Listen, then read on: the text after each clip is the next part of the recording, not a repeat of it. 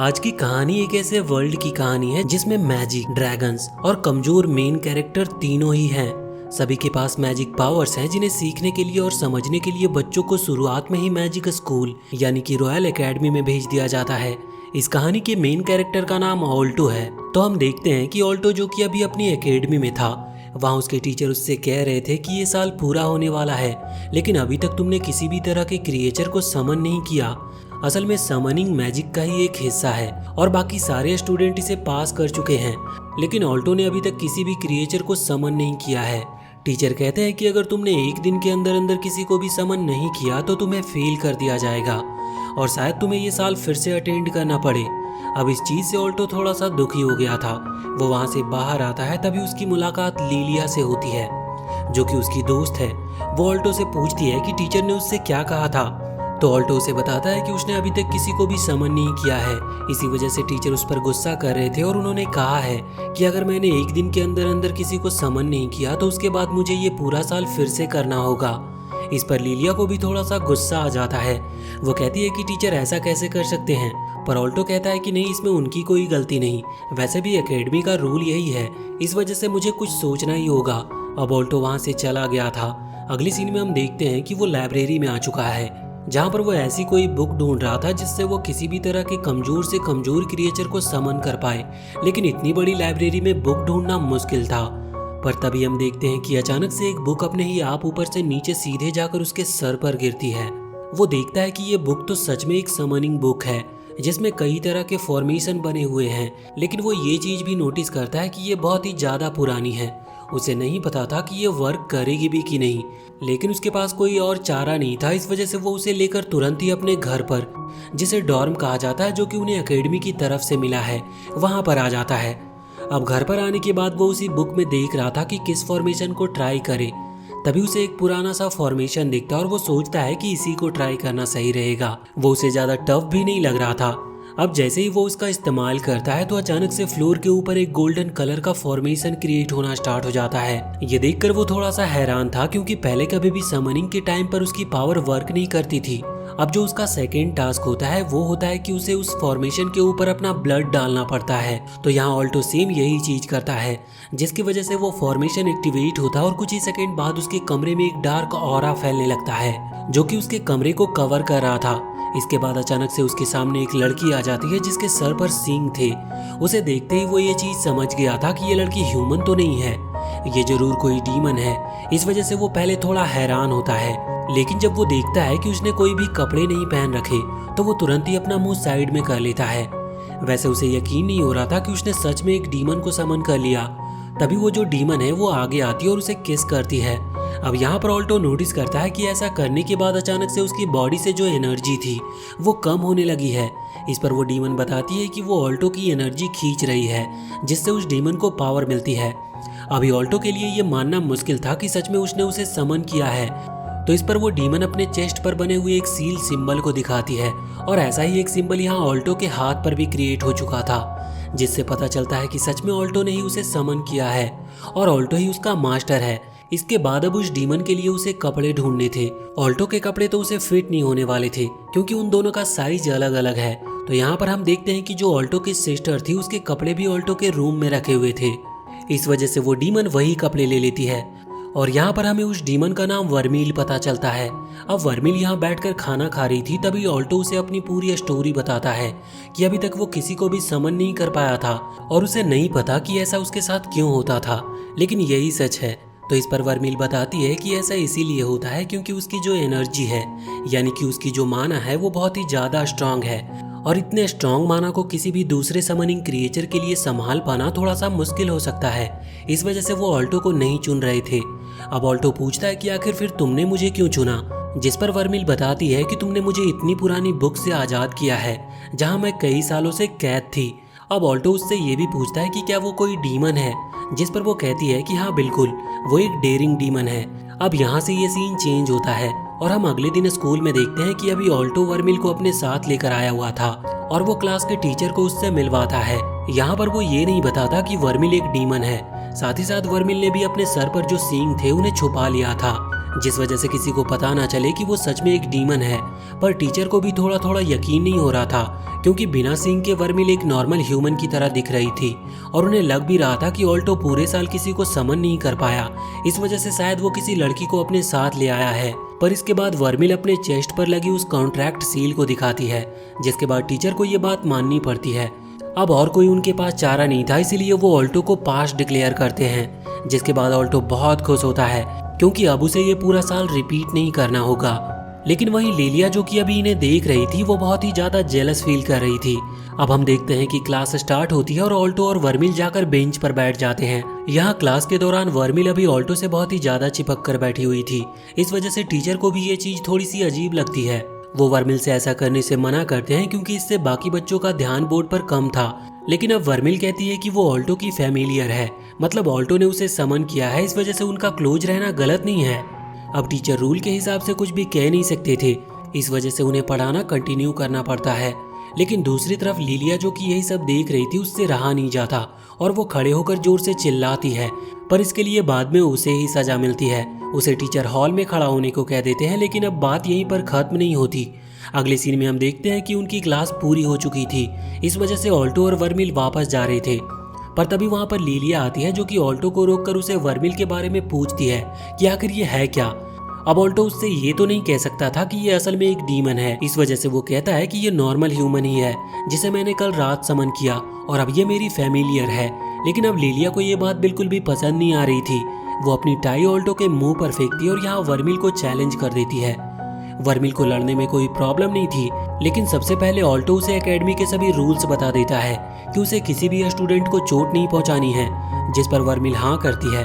इसके बाद अब उनमें फाइट शुरू होने लगी थी, जिस दौरान हम देखते हैं कि लिलिया के पास अपने फैमिलियर के तौर पर असल में एक स्पिरिट है, जिसके पास विंड मैजिक पावर है। यहाँ पर वो अपने शुरुआत में ही एक बहुत ही पावरफुल अटैक करती है, क्योंकि उसे बहुत ही गुस्सा आ रहा था। यह अटैक अभी ऑल्टो की तरफ जा रहा था और ऑल्टो को उम्मीद नहीं थी कि वो इस अटैक से बच पाएगा। लेकिन तभी उसके सामने वर्मिल आ जाती है और कहती है कि तुम्हें मुझ पर थोड़ा सा भरोसा करना चाहिए। जिसके बाद हम देखते हैं कि वहाँ पर एक धमाका होता है। जब सामने से धुआं वगैरह हटता है तो वहाँ पर वर्मिल पूरी तरीके से ठीक थी। जिसके बाद वर्मिल लिलिया की तरफ आगे बढ़ना शुरू कर देती है, और वो भी बड़े डेंजर लुक्स के साथ और बड़े बुरे इंटेंशन के साथ। ये देखकर लिलिया भी डर गई थी, इस वजह से वो हार मान लेती है। वैसे फाइट शुरू करने से पहले इन लोगों ने एक शर्त लगाई थी कि जो भी हारेगा उसे सामने वाले की एक शर्त माननी होगी। यहाँ पर लिलिया ऑल्टो से पूछती है तो ऑल्टो कहता है कि उसे वर्मिल के साथ दोस्ती करनी होगी, और यही सेम चीज वो वर्मिल से भी कहता है। तो फिर वो दोनों गर्ल्स हाथ मिला लेती है। अब इसके बाद यहाँ से सीन चेंज होता है और हम देखते हैं कि अब वर्मिल और ऑल्टो वापस से अपने घर में आ चुके थे, जहाँ पर अभी वर्मिल ऑल्टो से कह रही थी कि लिलिया उसे लाइक करती है। ये चीज ऑल्टो को पता है कि नहीं, जिस पर ऑल्टो कहता है कि नहीं, ऐसा कुछ नहीं है, वो बस पुराने दोस्त हैं और पता नहीं क्यों पर लिलिया ऑल्टो से हमेशा चिड़ी चिड़ी रहती है।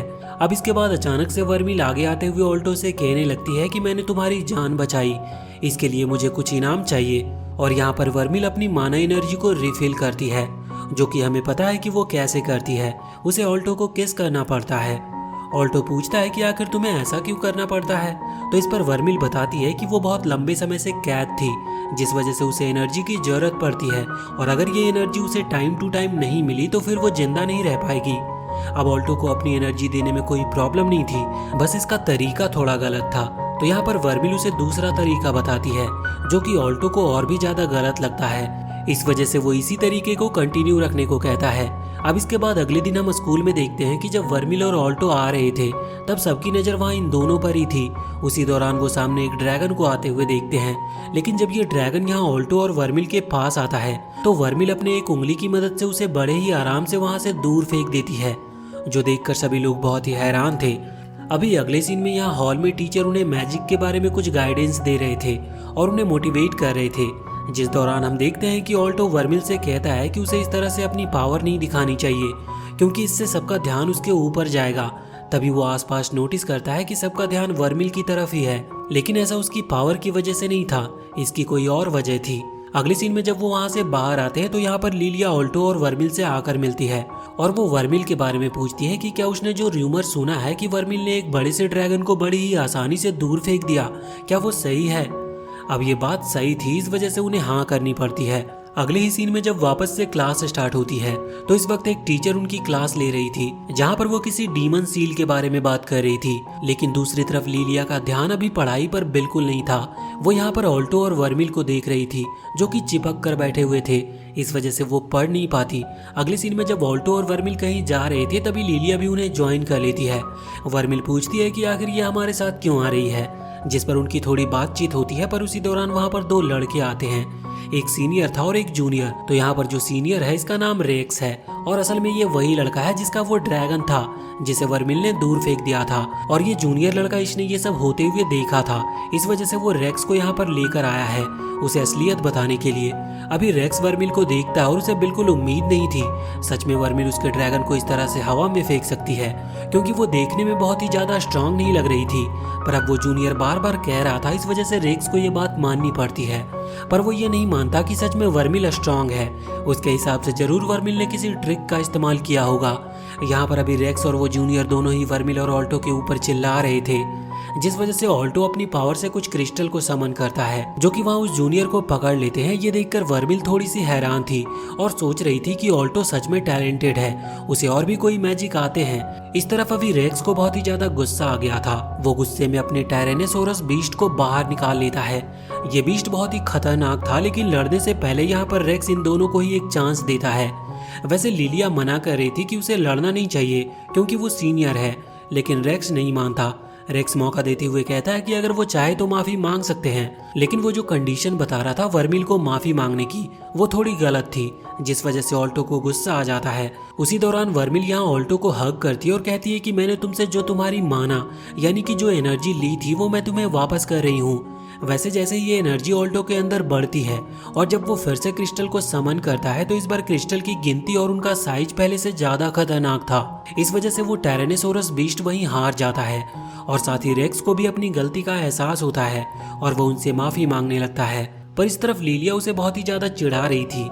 वैसे इसके बाद ऑल्टो और वर्मिल दोनों ही वापस से डॉर्म यानी कि ऑल्टो के घर पर लौट आते हैं, जहाँ पर अभी ऑल्टो वर्मिल से कह रहा था कि उसे इस तरह से अपनी पावर शो नहीं करनी चाहिए क्योंकि इससे वो सबकी नजर में आ रहे हैं और ये उनके लिए बहुत बड़ी प्रॉब्लम बन सकती है। अब वर्मिल उससे कहती है कि आखिर तुम स्कूल में पढ़ी क्यों रहे हो, तुमने मुझे समन कर लिया है और अगर तुम चाहो तो मैं तुम्हें अनलिमिटेड पैसा दे सकती हूँ। ये सुनकर ऑल्टो हल्का सा हैरान था। वो कहता है कि नहीं, मैं किसी इलीगल काम को नहीं करने वाला और वैसे भी मुझे पैसे से कोई लेना देना नहीं है।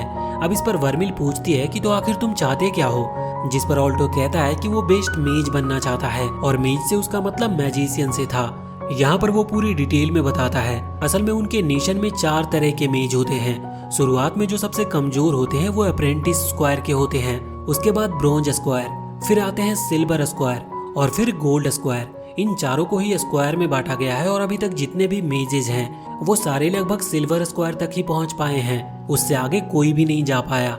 लेकिन ऑल्टो चाहता है कि वो गोल्ड तक भी पहुंचे, लेकिन ये बस उसकी टेम्पोररी गोल है क्योंकि असल में गोल्ड के बाद भी एक स्टेज आती है जिसे प्लैटिनम स्क्वायर कहा जाता है और ये पोजीशन बहुत कम मेजेस को मिलती है, लेकिन वो मेजेस बहुत ही ज्यादा स्ट्रांग होते हैं। इसीलिए ऑल्टो का ड्रीम है कि वो यहाँ तक पहुंचे। अब तभी अचानक वर्मिल के चेस्ट पर बना वो सिंबल ग्लो करने लगता है, जिस पर वो कहती है कि उसके अंदर एनर्जी कम होती जा रही है। इस वजह से वो अपने कपड़े उतारती है और ऑल्टो को उसके अंदर एनर्जी इंजेक्ट करने को कहती है। अब अगले दिन हम देखते हैं कि जब ऑल्टो और वर्मिल वहाँ स्कूल की तरफ आ रहे थे तभी उन्हें लिलिया मिलती है, जो नोटिस करती है कि अभी वर्मिल बहुत ही ज्यादा खुश है मगर ऑल्टो बहुत थका थका सा लग रहा है। जब वो उनके पास आती है तो ऑल्टो बताता है कि कल रात वो बिल्कुल सो नहीं पाया। अब इस चीज पर सारा शक लिलिया को वर्मिल पर जा रहा था। उसी दौरान वहाँ पर 2 और स्टूडेंट आते हैं। एक लड़का था जिसका नाम मार्क है, दूसरी जो लड़की थी उसका नाम चार्ल्स था।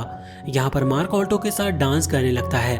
वैसे वो दोनों एक तरीके से राइवल हैं पर वो दुश्मन नहीं। अब तभी वहाँ पर टीचर आते हैं और बताते हैं कि उन तीनों को प्रिंसिपल ने बुलाया है। तो यहाँ पर प्रिंसिपल उनसे कहते हैं कि सेकेंड ईयर स्कूल काउंसिल के लिए उन्हें एक रिप्रेजेंटेटिव चाहिए, जिसके लिए वो इन तीनों में से किसी एक को चुनेंगे। पर इसके लिए उन्हें फेरी फ्लावर लेकर आना होगा, वो भी शाम के 6 बजे से पहले। ये एक तरीके से उनके लिए एक टेस्ट होगा। जो उस फ्लावर को पहले लेकर आएगा उसे ही रिप्रेजेंटेटिव के तौर पर चुना जाएगा। अब अगले सीन में वो लोग उस जंगल में आ चुके थे जहाँ पर उनके साथ मार्क भी आया हुआ था। वो यहाँ पर पहले तो स्पीच देता और उस फ्लावर के बारे में थोड़ी डिटेल देते हुए कहता है कि आखिर प्रिंसिपल ने उन्हें क्यों चुना, जिस पर उसी की मेड उसकी बेइज्जती करते हुए कहती है क्योंकि वो हर बार फेल हो जाता है। वैसे अब यहाँ पर मार्क उस फ्लावर को लेने के लिए जाने वाला था, लेकिन तभी एक प्लांट मॉन्स्टर वहाँ पर आकर उसे पकड़ लेता है। अभी चार्ल्स उसकी मदद कर रही थी, इस वजह से वो इस कंपटीशन पर ज्यादा ध्यान ना देने के डिसाइड करती है। इस तरफ ऑल्टो और लिलिया दोनों ही उस फ्लावर को ढूंढ लेते हैं, लेकिन उसे लेने जाने से पहले उन्हें कई सारी प्रॉब्लम का सामना करना होगा। अब जो उनके लिए वहाँ पर सबसे बड़ा ऑब्स्टेकल है वो था एक सुबुरश डीमन डॉग, जिसके कई सारे सर हैं। यहाँ पर उससे बचकर जाना थोड़ा मुश्किल था, इस वजह से ये उनसे फाइट करना अवॉइड करते हैं। इन्हें किसी तरह से छुपकर ही जाना होगा। अब लिलिया के पास तो एक रास्ता था, उसके पास एक पोशन है जो कि उसे इनविजिबल बना सकता है। वो तुरंत ही उसे पी लेती है, लेकिन वो नोटिस करती है कि इससे सिर्फ वही डिसअपियर हुई है, बल्कि उसके कपड़े तो दिख रहे थे, जिसकी वजह से वो अपने सारे कपड़े उतारने का फैसला करती है। वो बिना कपड़ों के ही अभी उस फ्लावर को लेने के लिए जा रही थी, पर उसी दौरान हम देखते हैं कि उस डीमन डॉग ने उसकी प्रेजेंस को वहाँ पर नोटिस कर लिया था। अब उसी दौरान दूसरी तरफ हम ऑल्टो को देखते हैं, जहाँ पर वर्मिल ऑल्टो से कह रही थी कि वो फिर से ऑल्टो को वही पावर दे सकती है जो कि उसने रेक्स के टाइम पर दी थी। ऑल्टो इस पर बहुत खुश था, लेकिन वर्मिल बताती है कि इसके लिए उसे अभी ही उसकी माना यानी कि एनर्जी की जरूरत पड़ेगी। इस पर ऑल्टो ने हाँ कर दी थी, जिस वजह से जब लिलिया डीमन डॉग के पास पहुंचती है और जब वो हमला करने वाला होता है, उसी दौरान यहाँ ऑल्टो अपनी पावर से अटैक करते हुए उस डीमन डॉग को हरा देता है और इससे लिलिया को मौका मिल जाता है उस फ्लावर को लेने का। वो तुरंत ही ऊपर से उस फ्लावर को लेकर नीचे आ जाती है। यहाँ आकर वो उस फ्लावर को अभी ऑल्टो को दे रही थी, लेकिन तभी ऑल्टो नोटिस करता है कि लिलिया ने जो पोशन को पिया था उसका असर अब खत्म हो रहा था। ऑल्टो उसे जब ये बात बताता है तो वो बहुत ही जोर से चिल्लाती है, जिस वजह से वो फ्लावर उसके हाथ से फेंका गया था और अगले सीन में वो फेरी फ्लावर सीधा जाकर वहाँ चार्ल्स के सामने गिरता है और जैसे ही वो उसे उठाती है तभी बेल रिंग होती है, मतलब कि 6 बज चुके थे। इस वजह से चार्ल्स को विनर माना जाता है। दूसरी तरफ जब चार्ल्स को ये मौका मिलता है कि अब वो रिप्रेजेंटेटिव बनेगी, तो यहाँ पर मार्क उसके लिए बहुत ही ज्यादा खुश था। अगले दिन की बात है, वो लोग वहाँ स्कूल की तरफ घूम रहे थे, तभी ऑल्टो वर्मिल को कोई चीज खाने के लिए दिलाता है। अब वर्मिल ने ऐसी चीज पहली बार खाई थी, इस वजह से वो उसे बहुत पसंद आती है। वो कहने लगती है कि उसे ये रोज खाना है, पर ऑल्टो उससे कहता है कि अगर तुम इसे रोज खाओगी तो तुम मोटी हो जाओगी। अब वर्मिल इस पर ज्यादा ध्यान नहीं देती, क्योंकि तभी आसमान से बहुत सारे ड्रैगन्स उड़ते हुए जा रहे थे। वहाँ पर सभी की नजर अभी सबसे आगे वाले ड्रैगन पर थी। उसके ऊपर एक लड़की थी जिसका नाम क्रिस है। ऑल्टो यहाँ पर वर्मिल को बताता है कि वो जो सीनियर लड़का है रेक्स, वो भी इसी ग्रुप का मेंबर है। वैसे अब इन ड्रैगन्स के जाने के बाद वर्मिल यहाँ ऑल्टो से पूछ रही थी कि इन ड्रैगन्स के आने के पहले तुम मुझसे कुछ कह रहे थे, जिस पर ऑल्टो कहता है कि नहीं, मैं कुछ भी नहीं कह रहा था, बल्कि वो तो यहाँ पर उससे प्रॉमिस करता है कि वो वर्मिल को वो चीज रोज रोज खाने को ला कर देगा। इसके बाद ये सीन यहाँ से चेंज होता है। अब हम देखते हैं कि इनकी पीटी की क्लास चल रही थी, जिसके दौरान मार्क अभी क्रिस के बारे में बात कर रहा था।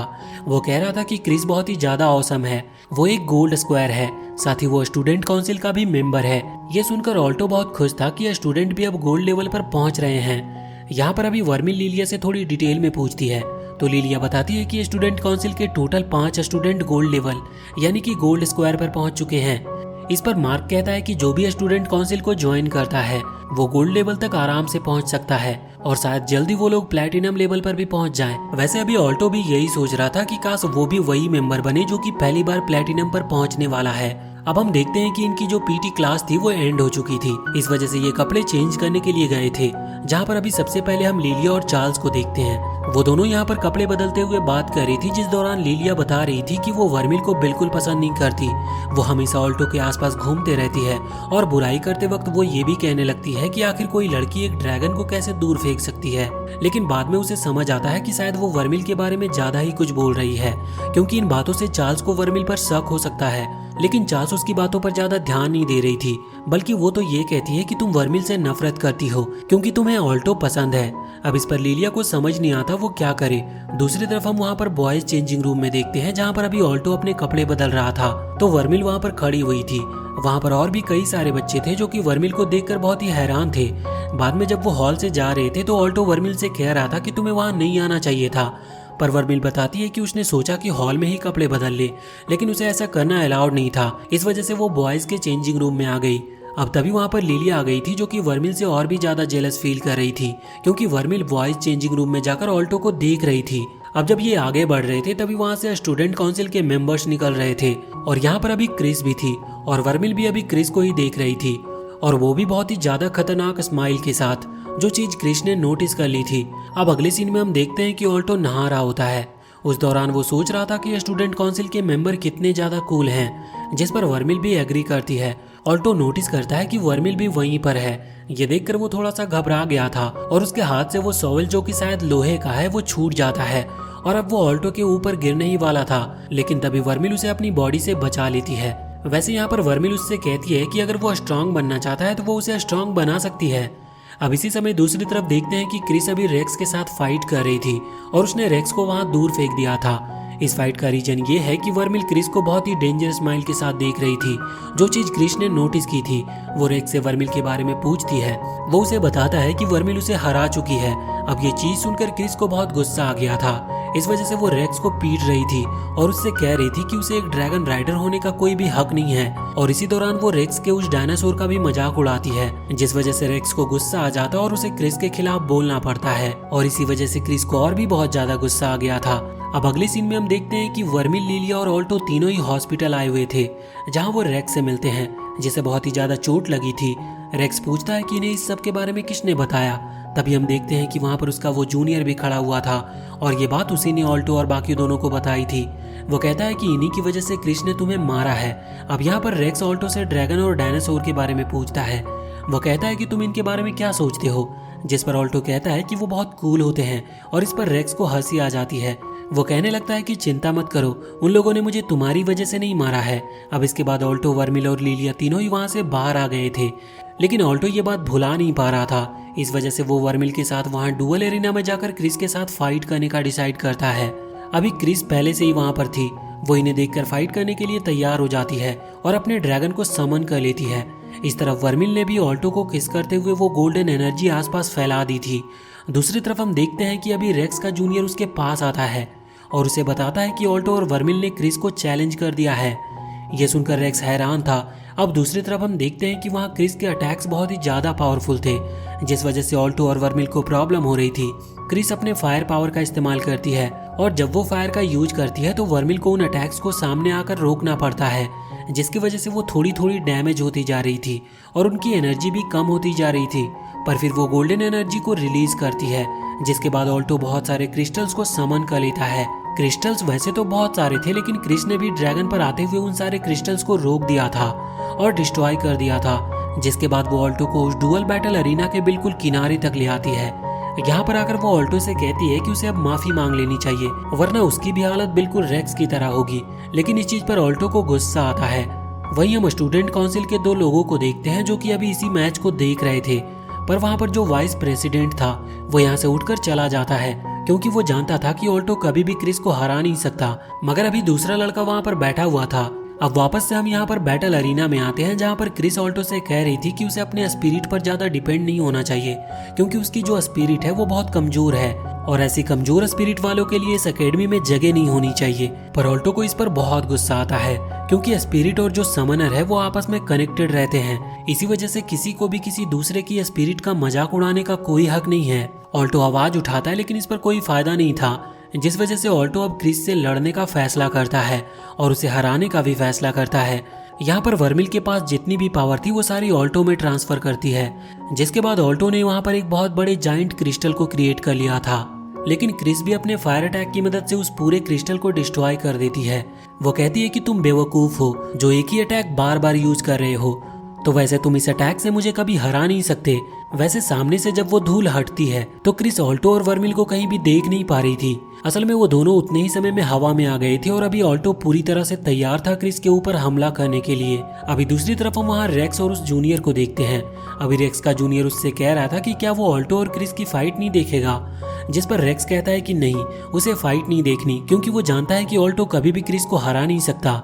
क्रिस बहुत पावरफुल है। लेकिन इस दौरान हम वापस से इस तरफ आते हैं, जहाँ पर ऑल्टो ने सही मौके पर एक और क्रिस्टल क्रिएट करते हुए उसे सीधा क्रिस की गर्दन पर रख दिया था, जिस वजह से क्रिस को हार माननी पड़ती है। और ये फाइट अभी हम देखते हैं कि एकेडमी में हर एक बच्चा देख रहा था, हर कोई बहुत हैरान था और अब ऑल्टो गर्ल्स के बीच में भी बहुत ज्यादा फेमस होने वाला था।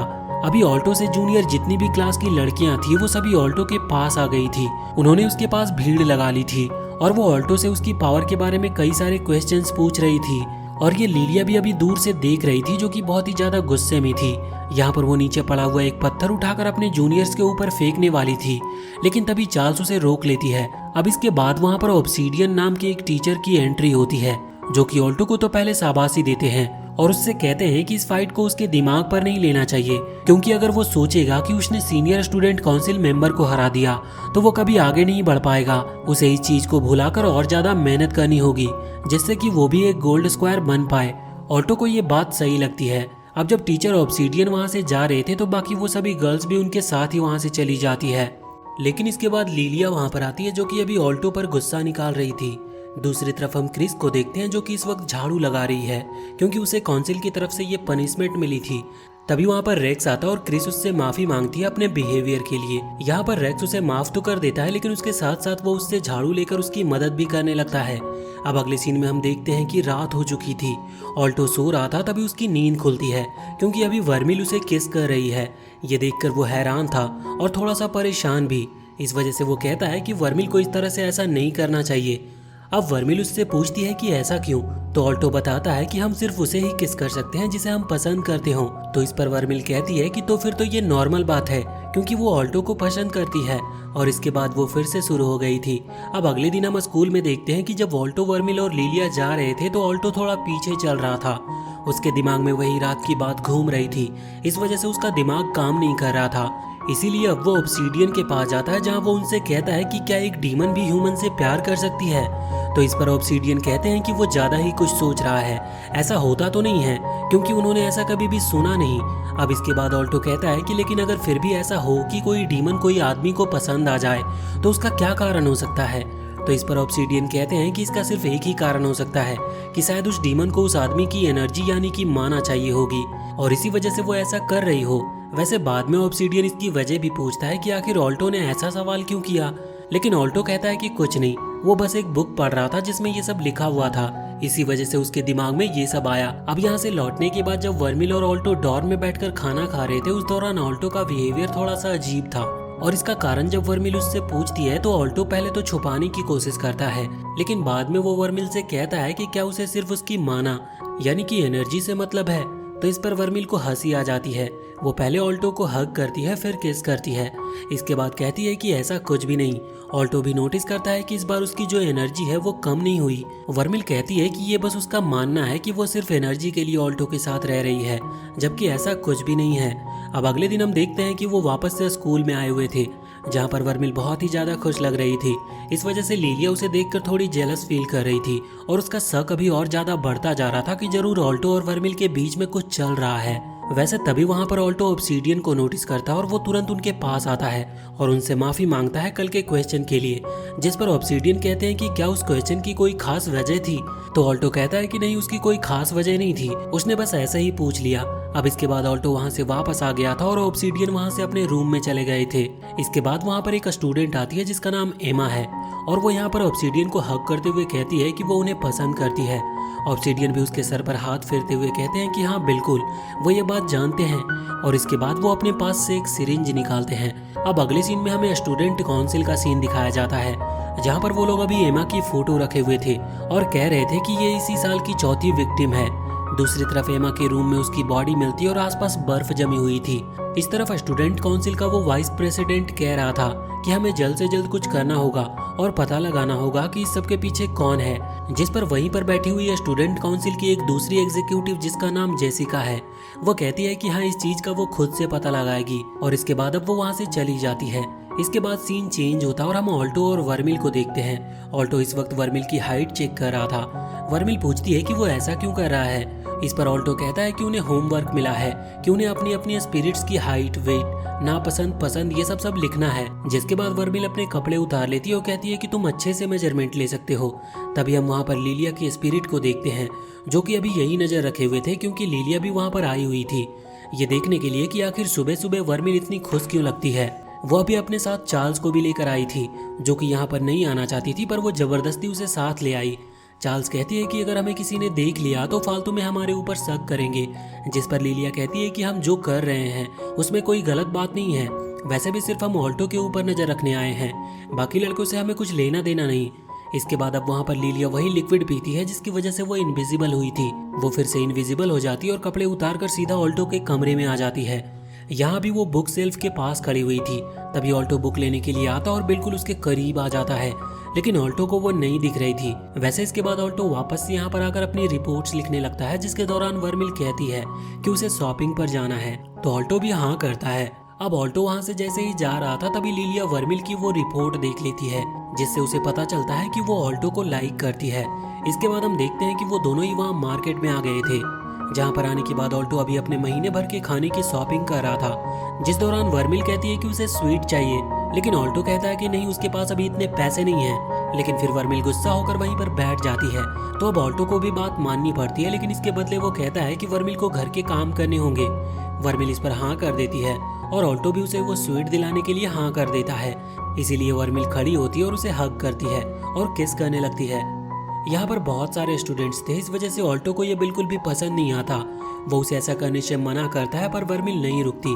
तभी वहाँ पर हम रेक्स के जूनियर को देखते हैं, जो कि ऑल्टो और वर्मिल से कहता है कि वो रेक्स को बचा ले। अब इसी के बाद यहाँ से सीन चेंज होता है और हमें दिखाया जाता है कि अभी रेक्स क्रिस के साथ लड़ रहा है और क्रिस को बहुत बुरी तरह से हरा रहा है। क्रिस वैसे तो रेक्स से ज्यादा ताकतवर है, लेकिन यहाँ पर वो बहुत बुरी तरह से हार रही थी और ऐसा लग भी नहीं रहा था कि वो नॉर्मली लड़ रहे हैं, बल्कि रेक्स यहाँ पर हर तरीके के अटैक का इस्तेमाल कर रहा था। रेक्स का चेहरा यहाँ पर थोड़ा बदला हुआ भी लग रहा था और ऐसा लग रहा था जैसे कि वो किसी के कंट्रोल में हो। हमें जानने को मिलता है कि रेक्स और क्रिस दोनों ही बचपन के दोस्त हैं और वो बहुत ही अच्छे दोस्त हैं। उनके बीच में वैसे तो लड़ाई नहीं होती, और होती भी है तो फ्रेंडली लड़ाई होती है, लेकिन इस बार मामला थोड़ा सीरियस था। यहाँ पर रेक्स की बॉडी से कई सारे डायनासोर के पार्ट्स भी निकल रहे थे, जिस वजह से क्रिस को थोड़ी वियर्ड फीलिंग आ रही थी। रेक्स यहाँ क्रिस को बहुत दूर फेंक देता है, जिस वजह से क्रिस को चोट आती है। तभी वहाँ पर ऑल्टो, वर्मिल और लिलिया आ चुके थे। ऑल्टो अभी क्रिस के पास आता और देखता है कि क्रिस को बहुत ज्यादा चोट आई है। अब यहाँ वो रेक्स से लड़ने की सोच रहे थे, लेकिन रेक्स का बिहेवियर बहुत ही ज्यादा अलग था। बल्कि अब रेक्स वर्मिल से भी गुस्सा था, क्योंकि उसने उसे हराया था। यहाँ पर रेक्स हमला करने के लिए आगे बढ़ने वाला था, लेकिन इतने में ही स्टूडेंट काउंसिल की प्रेसिडेंट वहाँ पर आती है और उस डायनासोर बॉडी को डिस्ट्रॉय करते हुए रेक्स को एक ही अटैक में हरा देती है। इसका नाम एलेना है। यहाँ पर ये वर्मिल को देखती है और उससे पूछती है कि क्या उसे रेक्स के बिहेवियर के बारे में कुछ नॉलेज है। वह ऐसा इसीलिए पूछ रही थी क्योंकि वर्मिल अभी रेक्स को ही बड़े ध्यान से देख रही थी, लेकिन वर्मिल कहती है कि नहीं, उसे इस बारे में कुछ भी नहीं पता। अगले सीन में रेक्स को हॉस्पिटल भेज दिया जाता और यहाँ स्टूडेंट काउंसिल की मीटिंग के दौरान वो लोग बात कर रहे थे कि आखिर रेक्स को हुआ क्या। शायद उस पर उसी की पावर का इस्तेमाल किया गया है, शायद उस पर भी उसी पावर का इस्तेमाल किया गया है जिस पावर का इस्तेमाल बाकी सारे विक्टिम पर किया गया था। साथ ही उन्हें अभी थोड़ा सा रेक्स पर भी डाउट था, लेकिन ये सुनते हुए क्रिस वहाँ से गुस्सा होकर चली जाती है। अभी जेसिका कह रही थी कि आखिर क्रिस को क्या हो गया, रेक्स ने तो उसे बहुत बुरी तरह से पीटा था, फिर तो उसे हमारा साथ देना चाहिए। लेकिन इस पर वो वाइस प्रेसिडेंट कहता है कि क्रिस रेक्स को पसंद करती है, इस वजह से उसके अलावा और कोई रेक्स पर शक करे या उसे हार्म पहुंचाने की बात करे उसे पसंद नहीं। अब इसके बाद हम दूसरी तरफ ऑल्टो, वर्मिल और लिलिया को देखते हैं। लिलिया यहाँ पर बता रही थी कि बहुत ही जल्द ब्रॉन्ज स्क्वायर के एग्जाम होने वाले हैं, हमें उसके लिए पढ़ना शुरू कर देना चाहिए। तभी यहाँ पर ऑल्टो नोटिस करता है कि वर्मिल थोड़ा अच्छा फील नहीं कर रही, इस वजह से वो कहता है कि हमें घर चलना चाहिए। लेकिन इस पर वर्मिल कहती है कि नहीं, तुम्हें पढ़ना चाहिए क्योंकि तुम्हारी एग्जाम आ रही है। और इसके बाद वर्मिल वहाँ से चली जाती है। ऑल्टो को उसका बिहेवियर अभी थोड़ा अजीब लग रहा था, क्योंकि पहले वो उसका पीछा नहीं छोड़ती थी। अब लिलिया कहती है कि कोई बात नहीं, हमें अभी पढ़ाई पर ध्यान देना होगा। अब दूसरी तरफ बाहर हम देखते हैं कि वर्मिल जब वहाँ से बाहर आ रही थी तभी उसकी मुलाकात ऑब्सीडियन से होती है, जो कि यहाँ पर उसे बताते हैं कि वो असल में ऑल्टो के टीचर हैं। मगर यहाँ पर वर्मिल को कुछ अजीब फील हो रहा था। वो समझ गई थी कि अभी जो इंसिडेंट हो रहे हैं, साथ ही साथ रेक्स के साथ जो कुछ भी हुआ, वो असल में ऑब्सीडियन का ही काम था। इस वजह से वो उनसे कहती है कि उन्हें ह्यूमन पर एक्सपेरिमेंट नहीं करने चाहिए, क्योंकि ह्यूमन इतने पावरफुल नहीं कि वो इतनी एनर्जी को संभाल पाए। और यहाँ पर ऑब्सीडियन भी समझ गए थे कि वर्मिल को सब कुछ पता है, इस वजह से वो हाँ करते हुए वहाँ से जाने लगते हैं। पर वो पूछते हैं कि क्या तुम मुझे रोकोगी नहीं, जिस पर वर्मिल कहती है कि उसे इस सब से कोई फर्क नहीं पड़ता, लेकिन बस ऑब्सीडियन कभी भी ऑल्टो के साथ ऐसा कुछ भी करने का ना सोचे। इस पर ऑब्सीडियन ने हाँ कर दिया था और वो सभी वहाँ से जाने लगे थे। लेकिन तभी अचानक से वर्मिल के पास एक पेपर उड़ता हुआ आता है, जो कि एक तलिस्मान है, और अचानक से वो तलिस्मान ऑब्सीडियन में चेंज हो जाता है और ऑब्सीडियन यहाँ वर्मिल के गले पर एक सिरिंज लगा देता है, जैसा कि उन्होंने सेम उस दूसरे स्टूडेंट पर लगाया था। इसके बाद अचानक से वर्मिल की पावर एकदम से बढ़ने लगी थी, जिसे वो कंट्रोल नहीं कर पा रही थी। इसके बाद हम ऑल्टो और लिलिया को देखते हैं, जो कि अभी पढ़ाई कर रहे थे। लेकिन यहाँ पर लिलिया ऑल्टो को कपड़े उतारने को कह रही थी ऑल्टो को कुछ भी समझ नहीं आ रहा था, लेकिन वो उसे फोर्स कर रही थी। अब इतने में ही ऑल्टो के हाथ पर बना हुआ वो सिंबल ग्लो करने लगता है। ऑल्टो समझ जाता है कि वर्मिल किसी प्रॉब्लम में है, इस वजह से वो तुरंत ही वहां से भागता है। वहीं इधर स्टूडेंट काउंसिल में भी हम देखते हैं कि उन लोगों को भी डीमन की प्रेजेंस महसूस हो चुकी थी। इस वजह से वहां की प्रेसिडेंट एलिना तुरंत ही वहां से भागती है, सीधा उसी डायरेक्शन में जिस डायरेक्शन से वो एनर्जी उन्हें समझ में आ रही थी। अभी रास्ते में एलिना को कुछ तालिस्मान मिलते हैं जो कि एक क्रिएचर में कन्वर्ट हो जाते हैं और उसका रास्ता रोक लेते हैं। दूसरी तरफ ऑल्टो और लिलिया वर्मिल के पास पहुंच चुके थे। वो देखते हैं कि वर्मिल अपने डीमन फॉर्म में आ चुकी है और ऑब्सीडियन अभी उसे चेन से बांधने की कोशिश कर रहा है। ऑल्टो को कुछ भी समझ नहीं आया था। जब वो पूछता है तो यहाँ पर ऑब्सीडियन अपने प्लान को रिवील करते हुए बताता है कि असल में अभी जितने भी इंसिडेंट हो रहे थे उन सभी के पीछे वही है। उन्होंने एक ऐसा केमिकल क्रिएट किया है जो कि किसी भी मैजिक यूजर यानी कि समनर की पावर को बहुत ही ज्यादा बढ़ा देगा और इसी वजह से वो सभी मारे गए क्योंकि वो उस पावर को सहन नहीं कर पाए। लेकिन अब ऑब्सीडियन की रिसर्च कंप्लीट हो गई है क्योंकि उन्हें एक डीमन मिल चुकी है जो कि कितनी भी पावर को कंट्रोल कर सकती है। यहाँ पर अब ऑब्सीडियन वर्मिल से कहते हैं कि वो ऑल्टो से ज्यादा अच्छे मास्टर बनेंगे, इसीलिए वर्मिल ऑल्टो की जगह उन्हें एक्सेप्ट कर ले। वर्मिल को इस चीज पर बहुत गुस्सा आता है और वो तुरंत उठते हुए सीधा ऑब्सीडियन पर हमला करने के लिए आगे बढ़ती है।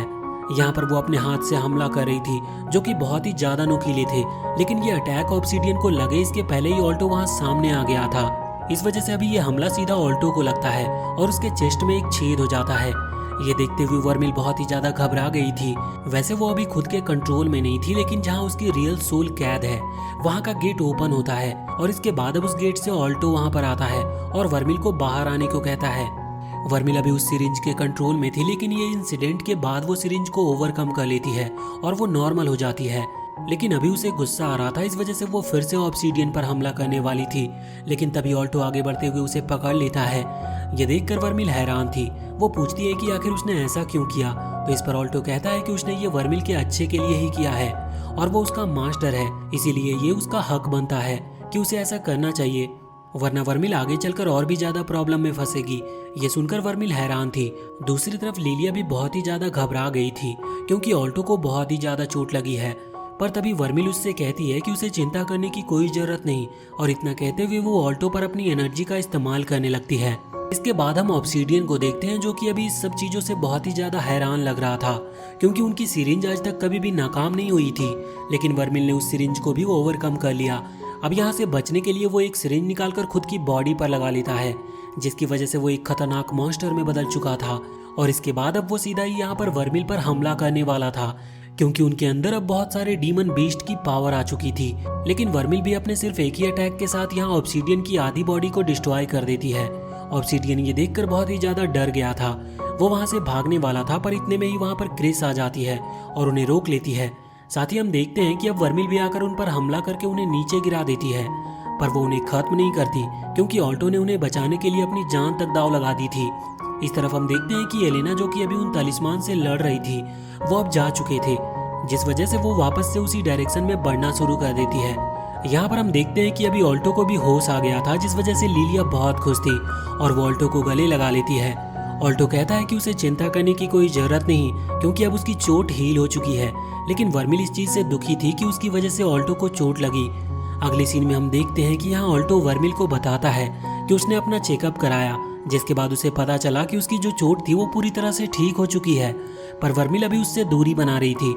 जिस पर ऑल्टो पूछता है कि क्या हुआ, तो वो उसे बताती है कि ऑल्टो का हार्ट डिस्ट्रॉय हो गया था, जिसकी वजह से वर्मिल ने अपनी माना यानी कि एनर्जी की मदद से उसके हार्ट को खुद के हार्ट के साथ कनेक्ट किया।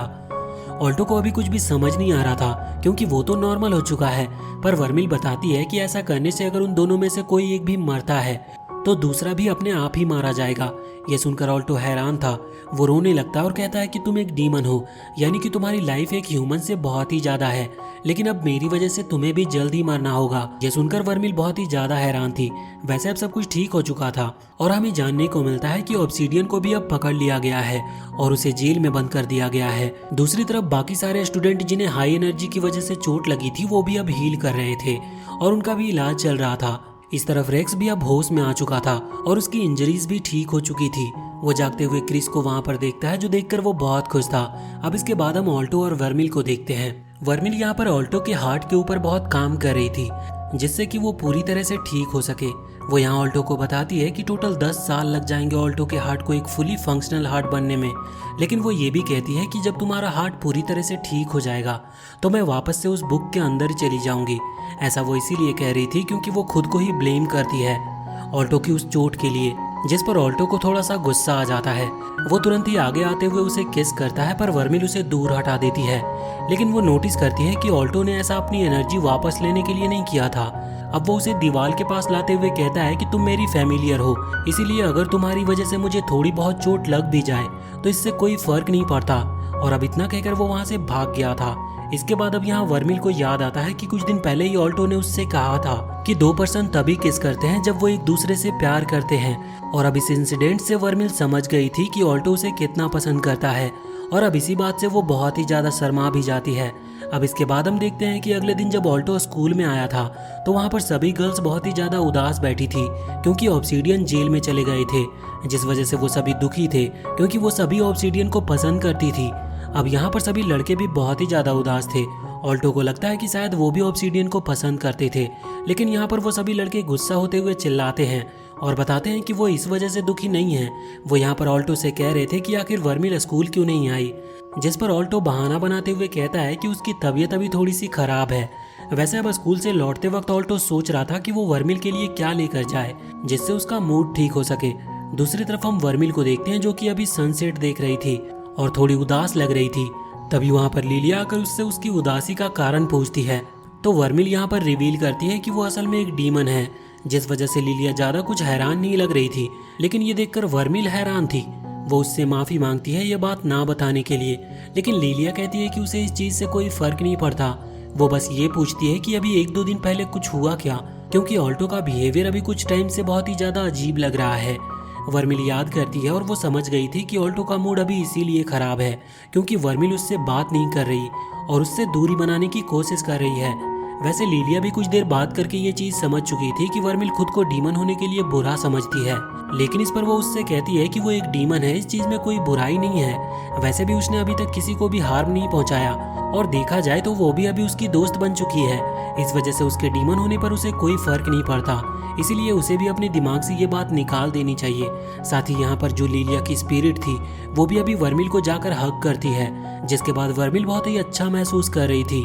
जिसके बाद वो लिलिया से कहती है कि तुम सच में एक बहुत ही अच्छी पर्सन हो। इसके बाद हम ऑल्टो को देखते हैं जो कि घर लौट आया था। यहाँ पर वो अभी अपने साथ कुछ डोनट वगैरह लेकर आया था वर्मिल के लिए, लेकिन वर्मिल वहाँ पर नहीं थी। लेकिन अब वो कुछ देर में वहाँ पर आती है और ऑल्टो से माफी मांगती है अपने कुछ दिनों के बुरे बिहेवियर के लिए। ऑल्टो उससे कहता है कि उसे चिंता बस इस बात की थी कि कहीं वो वर्मिल को अपने साथ रहने के लिए फोर्स तो नहीं कर रहा, पर वो बताती है कि ऐसा कुछ भी नहीं। इसके बाद अब ऑल्टो उसे वो डोनट दे रहा था, लेकिन वर्मिल कहती है कि उसे ये डोनट नहीं चाहिए, उसे बस ऑल्टो को किस करना है। जिसके बाद वो ऐसा ही करती है और ऑल्टो भी उसे ऐसा करने देता है। इसके बाद ये सीन यहाँ से चेंज होता है और हम एक मिस्टीरियस लड़की को देखते हैं जो कि अभी एक हुडी पहने हुई थी और यहाँ पर अभी एक मॉन्क टेम्पल के अंदर थी और यहाँ पर अभी वो एक तालिस्मान के थ्रू किसी से बात कर रही थी और यहाँ पर वो ऑब्सीडियन के बारे में बताती है कि उसे पकड़ लिया गया है।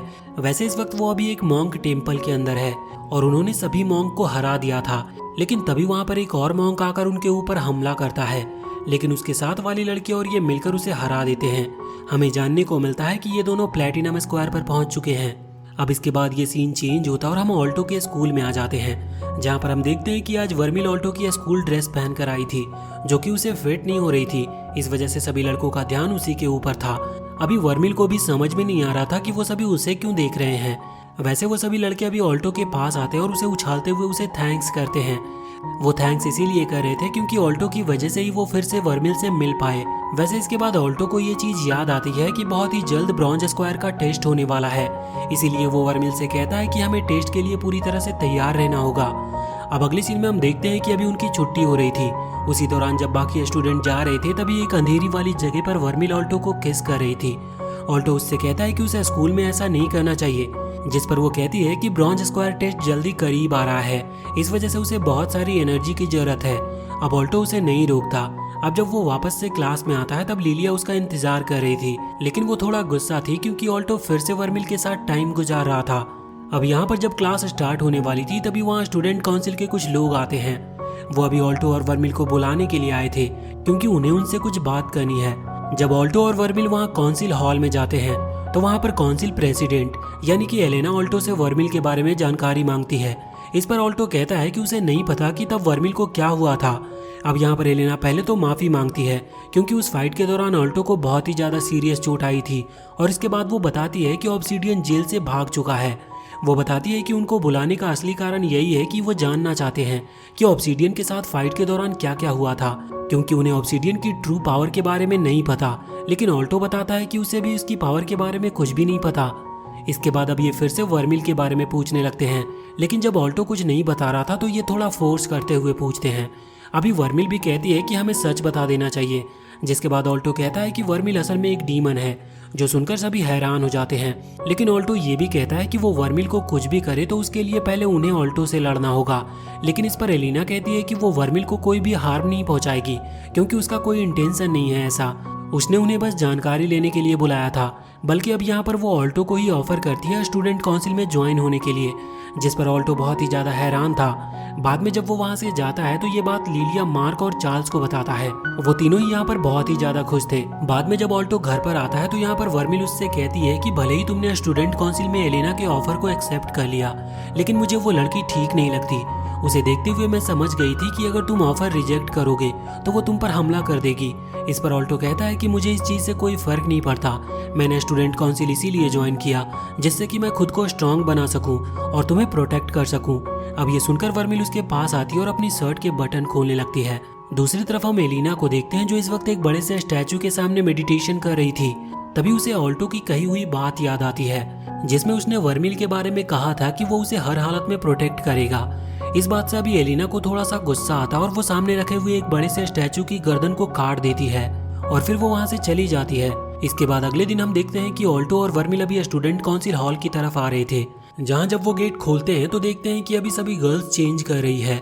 अब बाद में यहाँ पर student council member Jessica Alto पर हमला करने वाली थी और शायद उसे खत्म भी करने वाली थी, पर तभी एलिना उसे रोकती है और कहती है कि गलती हमारी है जो हमने गेट लॉक नहीं किया। अब यहाँ पर एलिना बताती है कि उसने सभी को इसीलिए बुलाया है क्योंकि उसके पास तलिस्मान है जो कि उसे तब मिला था जब वो ऑब्सीडियन को रोकने के लिए जा रही थी। इस तलिस्मान के अंदर से एक अजीब सी एनर्जी निकल रही है जो कि पावर बैंक ऑफ मैजिक में रजिस्टर नहीं है। असल में बैंक ऑफ मैजिक एक ऐसा बैंक है जहाँ पर सभी तरह की पावर रजिस्टर है कि इस वर्ल्ड में किस तरह की पावर है, लेकिन इस बारे में उस बैंक में कुछ भी नहीं था। इसका मतलब ये जरूर प्लैटिनम स्क्वायर की पावर है क्योंकि उनकी एकेडमी में और उनके जान पहचान में अभी तक ऐसा कोई मेंबर नहीं है जो कि प्लैटिनम स्क्वायर पर हो। इस वजह से उन्हें इस तरह की पावर के बारे में नहीं पता। वैसे अभी प्लैटिनम स्क्वायर का नाम सुनकर सभी लोग हैरान थे। दूसरी तरफ हम उसी हुडी वाली लड़की को देखते हैं जिसका नाम इलीट है। ये यहाँ पर अपनी दूसरी साथी जो कि प्लैटिनम स्क्वायर की है उसके साथ कहीं पर जा रही थी।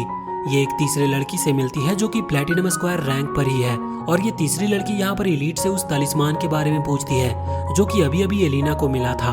यहाँ पर इलीट कोई जवाब नहीं देती और सामने रखे हुए एक बड़े से क्रिएचर की बॉडी के पास आ जाती है।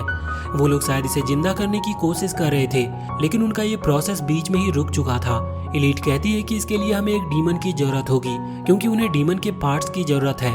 यहाँ पर इलीट के पास 2 फोटो थी, एक ऑल्टो की और एक वर्मिल की, जिसके बाद वो वहाँ से उन फोटो को लेकर निकल जाती है। अब इसके बाद ये सीन चेंज होता है और हम देखते हैं कि रात हो चुकी थी, जहाँ ऑल्टो सपने के अंदर एक लड़की को देखता है जो कि बहुत छोटी थी और वो इस वक्त एक अजीब सी जगह पर बैठकर रो रही थी। तभी उसे एक फेरी टाइप की लेडी दिखती है जो कि उससे कहती है कि ऑल्टो के पास 2 चॉइस है, एक तो वो सही चुने और दूसरा वो इस बच्चे की मदद करे, लेकिन ऐसा करने से ये दुनिया तबाह हो सकती है। अब ऑल्टो यहाँ पर कुछ भी डिसीजन ले उसके पहले ही उसे जानने को मिलता है कि वो छोटी बच्ची असल में वर्मिल है, और इसके बाद अचानक उसकी नींद खुल जाती है। उसे वैसे तो कुछ भी समझ नहीं आ रहा था, लेकिन वो अभी टेबल पर जाकर अपनी ब्रॉन्ज स्क्वायर टेस्ट के लिए तैयारियां करना शुरू कर देता है। तभी वर्मिल की नींद खुलती है और वो देखती है कि ऑल्टो आधी रात में पढ़ाई कर रहा है। वो उससे पूछती है कि तुम्हें ऐसा करने की क्या जरूरत है, जिस पर ऑल्टो कहता है कि स्टूडेंट काउंसिल के लोग उस पर थोड़ा प्रेशर बनाए हैं क्योंकि वो चाहते हैं कि ऑल्टो इस टेस्ट में अच्छा परफॉर्म करे। इस पर वर्मिल कहती है कि वो तो ठीक है, लेकिन रिटन टेस्ट के अलावा तुम्हारा फिजिकल पावर का भी टेस्ट होगा, इसके लिए तुम्हें एनर्जी चाहिए होगी, इसीलिए पहले हमें एनर्जी गैदर कर लेना चाहिए। इसके बाद वो वही सब करने लगती है जो हर बार करती है। इसके बाद ये सीन चेंज होता है और हम उसी दिन का सीन देखते हैं जिस दिन ये टेस्ट होने वाला था। यहाँ पर ऑल्टो अभी लाइब्रेरी के अंदर उसी बुक को देख रहा था जिस बुक के थ्रू उसने वर्मिल को समन किया था। वो उससे जानना चाहता था वर्मिल के पास्ट के बारे में, लेकिन तभी वहाँ पर वर्मिल आती है जिसकी वजह से वो बुक को अपने बैग में रख लेता है और वहाँ से बाहर आ जाता है। अब जब ये लोग जा रहे थे तभी रास्ते में इन्हें कई सारे स्टूडेंट मिलते हैं जो कि अभी इन्हीं की तरफ देख रहे थे। ये स्टूडेंट दूसरे स्कूल से थे। यहाँ पर चार्ल्स बताती है कि इसका कारण ये है कि उनका स्कूल फर्स्ट टायर में आता है। इसका मतलब ये है कि असल में इनके स्कूल को पास होने का परसेंटेज सबसे ज्यादा है। मतलब इनके स्कूल में पढ़ने वाले 50% बच्चे इस टेस्ट में पास होते हैं, जबकि दूसरे स्कूल का परसेंटेज सिर्फ 10% है। अब ये उस हॉल में आते हैं जहाँ पर उनकी पावर का टेस्ट होना था। सभी स्टूडेंट के सामने एक बड़ा सा क्रिस्टल रखा था जिसमें उनकी माना यानी कि एनर्जी का टेस्ट किया जाएगा। अभी यहाँ पर एक आदमी आता है जिसका नाम कर्नल है। वो बताता है कि उन्हें इस टेस्ट को किस तरह से देना है। उन्हें बस उस क्रिस्टल बॉल पर हाथ रख के अपनी एनर्जी को क्रिस्टल बॉल के अंदर ट्रांसफर करना है, जिसके बाद देखा जाएगा कि इनके अंदर कितनी एनर्जी है। अब यहाँ पर एक एक करके सभी स्टूडेंट्स आ रहे थे, लेकिन कोई भी उस फ्लेम को ज्यादा एक्टिव नहीं कर पा रहा था। एक लड़का अपनी स्पिरिट बियर के साथ आता है, लेकिन वो भी यहाँ पर कुछ कर नहीं पाता। इसके कुछ देर बाद यहाँ पर लिलिया की बारी आती है और जब वो क्रिस्टल पर हाथ रखती है तो उसमें फ्लेम्स आना स्टार्ट हो गई थी। ये देखकर सभी हैरान थे क्योंकि अभी तक जितने भी स्टूडेंट्स आए उन सब में सबसे ज्यादा फ्लेम्स यहाँ लिलिया की थी। अब लिलिया को पास कर दिया जाता है, वो वापस से नीचे आ जाती है, जिसके बाद वहाँ पर एक और स्टूडेंट की बारी आती है जो कि असल में दूसरे स्कूल से यहाँ पर लिलिया को चैलेंज करते हुए कहता है कि वो उससे ज्यादा फ्लेम्स जनरेट करेगा। और सच में ऐसा ही होता है क्योंकि जब वो क्रिस्टल को टच करता है तो इस बार फ्लेम्स बहुत ही ज्यादा थी। अब वहाँ पर चार्ल्स, मार्क और बाकी लोगों की बारी आती है और लास्ट में ऑल्टो और वर्मिल को बुलाया जाता है। यहाँ पर वो जो लेडी थी वो कह रही थी कि 2 लोग एक साथ नहीं आ सकते, पर तभी वो आदमी कर्नल बताता है कि असल में वर्मिल ऑल्टो की फैमिलियर है, मतलब ऑल्टो ने उसे समन किया है। वैसे कर्नल को नहीं पता कि वर्मिल एक डीमन है। इस वजह से वो कहता है कि ऐसा पहली बार हुआ है कि किसी ह्यूमन ने किसी ह्यूमन को फैमिलियर बनाया। वैसे अभी यहाँ पर कर्नल को ऑल्टो की एकेडमी से बहुत उम्मीद थी, लेकिन अभी तक कोई भी ऐसा स्टूडेंट नहीं आया जिसने उसे शॉक किया हो। अब जब ऑल्टो यहाँ स्टेज पर आता है तो वो क्रिस्टल पर हाथ रखते हुए पहले ये देखता है कि कहाँ पर एनर्जी का फ्लो किस तरह से सर्कुलेट होगा। असल में एक क्रिस्टल एक तरह से टेस्ट है क्योंकि इसमें कई सारे ऐसे ब्लॉकर पॉइंट हैं जहाँ से एनर्जी सही तरह से सर्कुलेट नहीं कर पाती। इस वजह से जब ऑल्टो अपनी जगह बदल रहा था तो उसे जानने मिलता है कि अलग अलग जगह पर एक वीक पॉइंट है जहाँ से एनर्जी ज्यादा सर्कुलेट होगी और फ्लेम ज्यादा क्रिएट होगा। अब वो यहाँ पर कर्नल से पूछता है कि क्या मैं कहीं से भी अपना एनर्जी डाल सकता हूँ। ये देखकर कर्नल हैरान थे क्योंकि असली टेस्ट तो यही है कि ऑल्टो के पास बहुत अच्छी आंखें हैं जिन्होंने ये चीज नोटिस कर ली। वो कहते हैं कि तुम कहीं से भी एनर्जी डाल सकते हो। अब जब ऑल्टो अपनी पोजीशन चेंज कर रहा था तभी वर्मिल उसे एक ऐसी पोजीशन पर रुकने को कहती है जहाँ से एनर्जी डालना बहुत ही मुश्किल था। इस वजह से ऑल्टो थोड़ा हैरान था, पर जब वो एनर्जी सर्कुलेट करना स्टार्ट करता है तो वो क्रिस्टल बहुत ही तेजी से चमकने लगता है। फ्लेम का कलर इस बार डिफरेंट था क्योंकि ऑल्टो की जो माना थी, मतलब की जो एनर्जी थी, वो बहुत ही ज्यादा थी। ये देखते हुए यहाँ पर कर्नल और बाकी सभी हैरान थे। अब जब ऑल्टो थोड़ी सी एनर्जी और बढ़ाता है तो गलती से वो क्रिस्टल ही टूट जाती है, जिस वजह से सभी फिर से हैरान थे। लेकिन ऑल्टो डर गया था और कर्नल और उस लेडी से माफी मांगने लगता है, लेकिन कर्नल उससे कहता है कि कोई बात नहीं, इसमें तुम्हारी कोई गलती नहीं, ये इस टेस्ट का ही एक हिस्सा है। अब यहाँ पर ऑल्टो बाहर जाकर सेलिब्रेट कर रहा था तो कर्नल कहता है कि ये लड़का सच में कमाल का है। एक क्रिस्टल को डिस्ट्रॉय करना गोल्ड स्क्वायर के बस की बात नहीं, जरूर इसके अंदर एक प्लेटिनम स्क्वायर बनने का टैलेंट है, लेकिन देखा जाए तो उनके लिए ये भी काम बहुत ही ज्यादा टफ होता है। अब ऑल्टो वहाँ से बाहर आकर अपने दोस्तों के साथ बैठा हुआ था क्योंकि अब बहुत ही उनका रिटन टेस्ट स्टार्ट होने वाला है। ऑल्टो को अभी थोड़ी चिंता हो रही थी कि रिटन टेस्ट किस तरह का होगा। तभी चार्ल्स यहाँ पर एक ऐसे स्टूडेंट के बारे में बताती है जिसने रिटन टेस्ट में 100% स्कोर किया था, जो कि अभी तक किसी की भी बस की बात नहीं, किसी ने भी इतना अच्छा रिटन टेस्ट नहीं दिया है। वैसे चार्ल्स को उसका नाम नहीं पता। अभी यहाँ पर मार्क बताता है कि वो एक ऐसा डिवाइस लेकर आया है जिससे वो रिटन टेस्ट को आराम से पास कर लेगा, मतलब वो एक चीटिंग पेन लेकर आया था।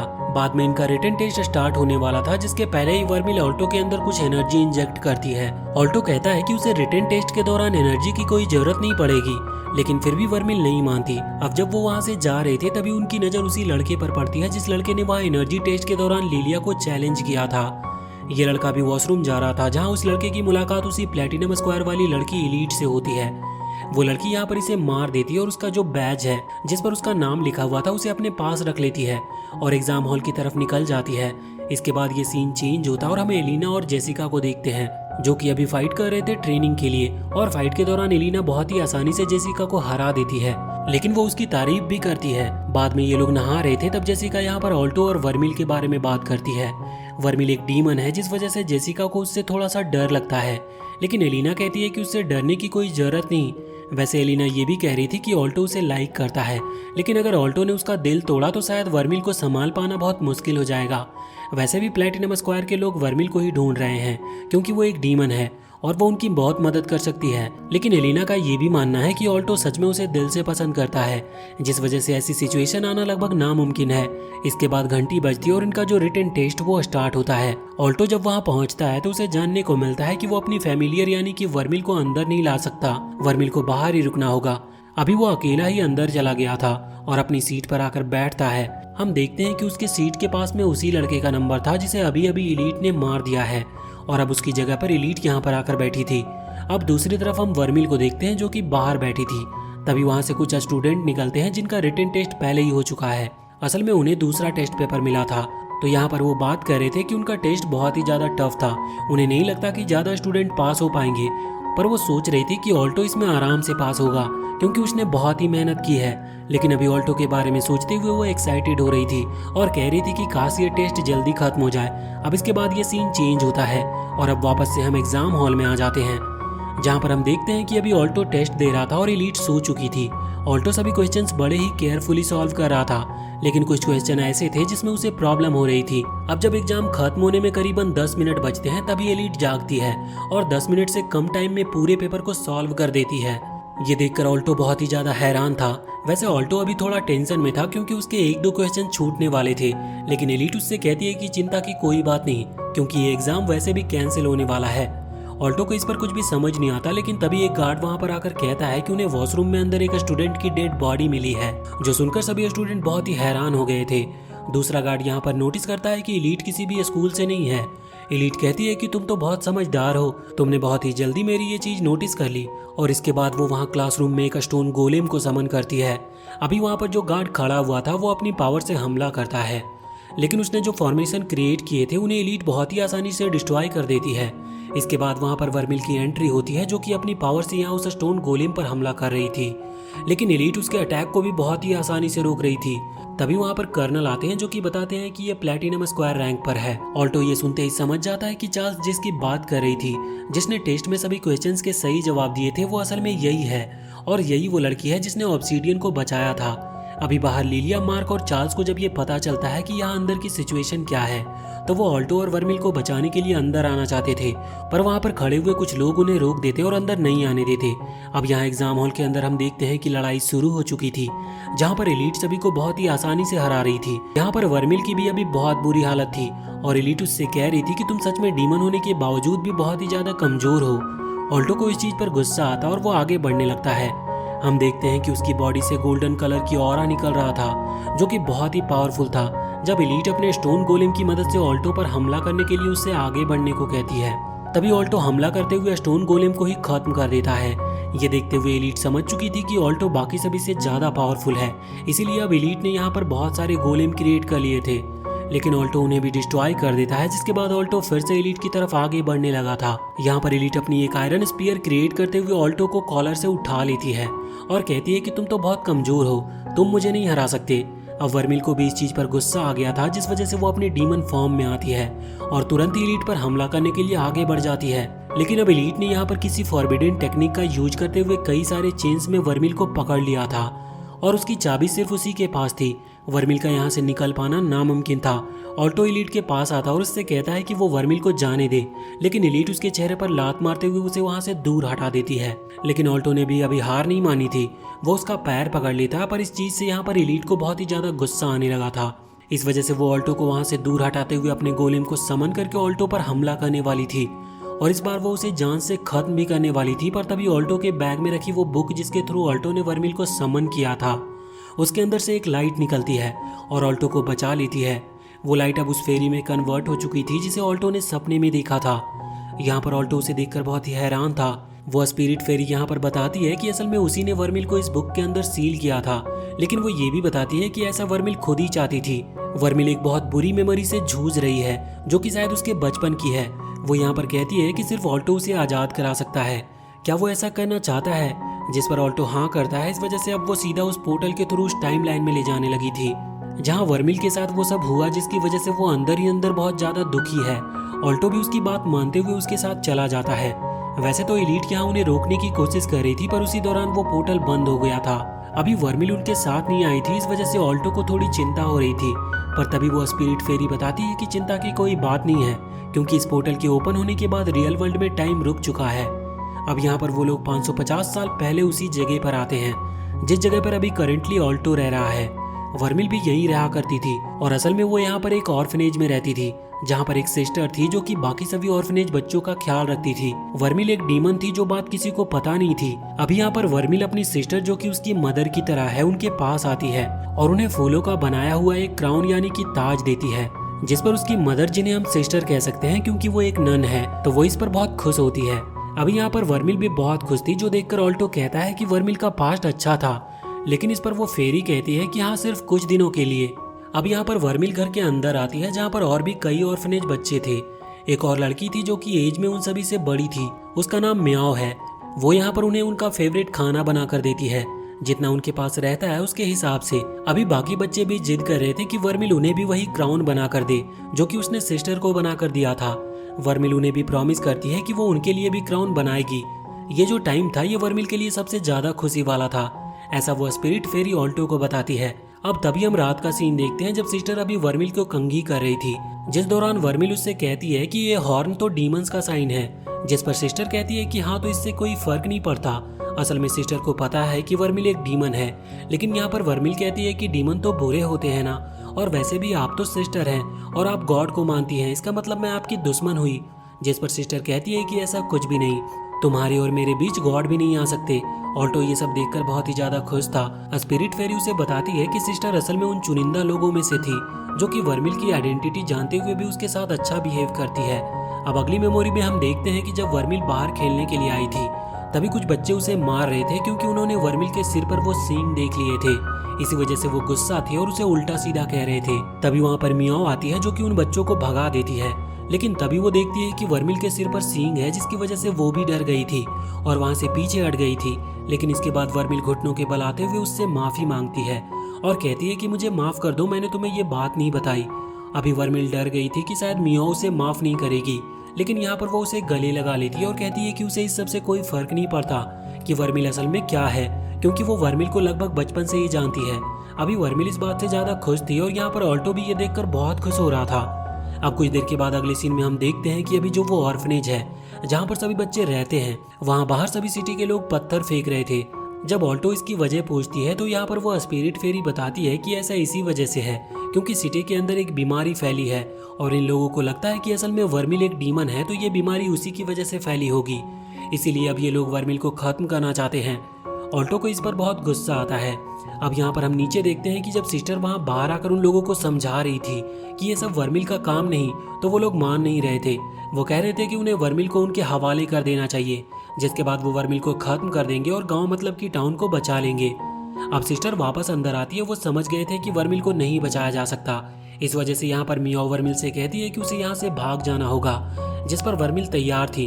वो तुरंत ही वहाँ से निकल जाती है पीछे के रास्ते से, जो कि बात कर रहे थे कि उन्हें इस तरह से वर्मिल नहीं मिल सकती। उन्हें लगता है कि उन्हें वर्मिल के परिवार वालों को, मतलब जो ऑर्फनेज वाले बाकी बच्चे हैं, उन्हें टॉर्चर करना चाहिए, जिसके बाद वो वर्मिल को अपने आप ही उन्हें सौंप देंगे। ये सुनकर वर्मिल हैरान थी। वो फैसला करती है कि वो वापस जाकर सभी को ये बात बताएगी, लेकिन जब वो वापस लौट कर आती है तो देखती है कि उसके परिवार के सभी लोग सूली पर लटके हैं। वहाँ के गाँव वालों ने सभी को खत्म कर दिया था। ये देखकर वर्मिल इस चीज को सहन नहीं कर पाती और अपने असली डीमन रूप में आ जाती है, जिसके बाद उसने एक ही झटके में पूरे टाउन को खत्म कर दिया। वहीं स्पिरिट फेरी अभी ऑल्टो को बता रही थी कि गांव में जो बीमारी फैली थी वो इतनी खतरनाक नहीं थी जितना खतरनाक काम वर्मिल ने किया। वो ऑल्टो से कहती है कि क्या तुम अब भी वर्मिल को एक्सेप्ट करने को तैयार हो, जिसके बाद ऑल्टो अपने आप ही खुद ही नीचे आने लगता है। यहाँ वर्मिल बैठकर रो रही थी क्योंकि उसे बहुत दुख हो रहा था। तभी ऑल्टो उसके पास आता है। वो उससे पूछती है कि वो कौन है, क्या वो भी उसे मारने आया है, जिस पर ऑल्टो उससे कहता है कि नहीं, वो उससे नफरत नहीं करता, वर्मिल कहती है कि उसने पूरे गांव को तबाह कर दिया, लेकिन इस पर ऑल्टो कहता है कि गांव वालों की ही गलती थी, इसमें उसकी कोई गलती नहीं। साथ ही इसके बाद ऑल्टो उसे गले लगा लेता है। अब अचानक से वर्मिल अपने नॉर्मल फॉर्म में आ जाती है और ऑल्टो से कहती है कि उसने उसे इसीलिए ये सब बात नहीं बताया, क्योंकि अगर उसने ये सब बता दिया होता तो शायद ऑल्टो उसे हेट करता। लेकिन ऑल्टो कहता है कि ऐसा कुछ भी नहीं है, वो वर्मिल के साथ हमेशा जिंदगी भर रहना चाहता है, इसीलिए उसे अब उसके पास्ट से कोई फर्क नहीं पड़ता। वैसे भी वो दिल की बहुत अच्छी है। अब यहाँ पर ऑल्टो उसे किस करता है, जिसके बाद अचानक से जो मेमोरीज का प्रिजन था वो ब्रेक हो जाता है और वो लोग वापस से रियल वर्ल्ड में आ जाते हैं। अभी वर्मिल अपनी मेमोरी से आजाद हो चुकी थी, जिस वजह से वो जो चेन थी जो कि एलीट ने क्रिएट की थी वो भी डिस्ट्रॉय हो जाती है और वर्मिल आजाद हो जाती है। साथ ही साथ यहाँ एलीट के हाथों में जो चाबी थी वो भी डिसअपियर हो जाती है। लेकिन अब उसने अपने एक और अजीब से मॉन्स्टर को क्रिएट कर लिया था जो कि थोड़ा हॉर्स टाइप दिखता है, और वो उसके थ्रू यहाँ पर ऑल्टो और वर्मिल पर हमला करते हुए कहती है कि वो वर्मिल की मदद से इस दुनिया को खत्म करना चाहती है, क्योंकि वर्मिल एक डीमन है और उसके पास अनलिमिटेड पावर है। लेकिन ऑल्टो उसे बताता है कि वो डीमन है तो इसका मतलब ये नहीं कि वो बुरी है।